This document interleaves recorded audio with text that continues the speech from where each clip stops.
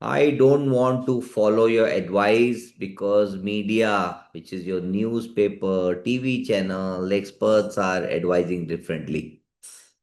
Well, you heard it right. And this is the kind of feedback we get from lot of investors when we talk to them.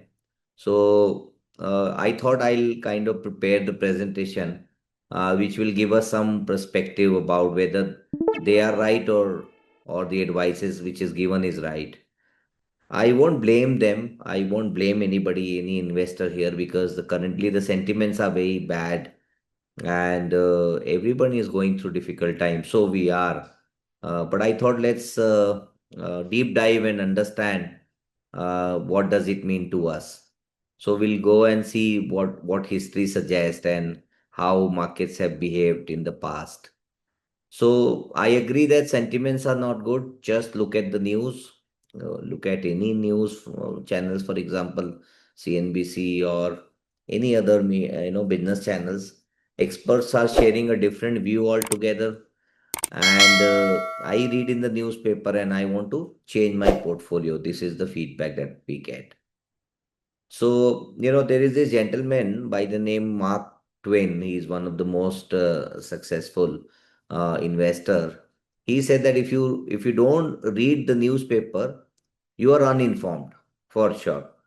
But if you do read them, you are misinformed because there are many things which needs to be read in between the lines. It's very difficult to say that. The other gentleman, Mr. Warren Buffett, he says that worst mistake in stock market. I think the worst mistake that you can make in stock market is to buy or sell based on the current headlines. Now there are investors, they are following the news, where the war stands at this point of time, the conflict between Iran and America, and depending upon what Trump is saying, they are kind of buying and selling, but they can come in big trouble. The other thing is news headlines. Investing while the headlines are positive and redeeming while the headlines are negative may be injurious to your overall portfolio's health. This is just an example that we picked up. And frequently changing opinions of the experts. There are few experts, I don't want to name them, when they had kind of they anticipated on 4th of September 2015 that markets will be going up, and then on 7th of September market went down. So very difficult to kind of anticipate markets any point of time. Should we listen to global experts? So, Mr. Jim Rogers, one of the most one of the largest fund managers and the fund house across the globe, he said that he won't place his bet on India now or even on gold, and because he is not kind of comfortable with the valuations. And that was the statement made on 30th of March 2023. And in 2024, after almost a year and a half, 31st of August, Sensex was at 82,000 levels. So difficult to say that. Now let's look at what other global experts have to say. A lot of people in 2002 said India, as we know, it would survive another 30, 40 years.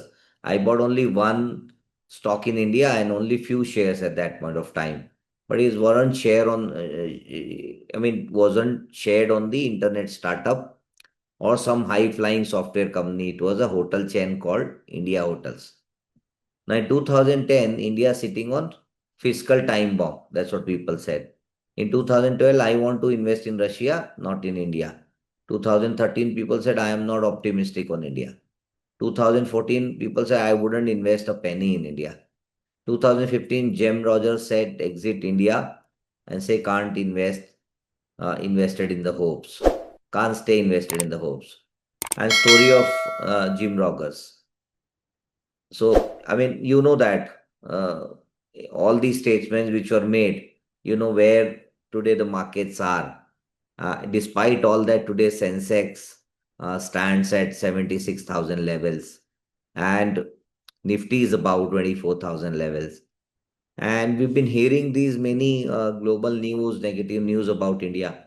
But the history suggests that those who invested in India during these bad sentiments have clearly gained good amount of returns, and at the same time created good amount of long-term wealth.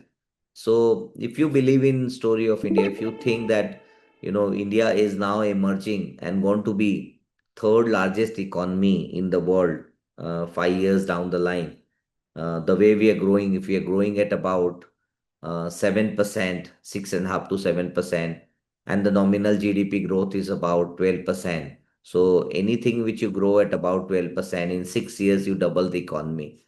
And currently our economy size is $4 trillion, and if we continue to grow at about 11, 12%, then our size of the economy 6 years down the line, which is about 2032, will be anywhere between 8 trillion to $8.5 trillion.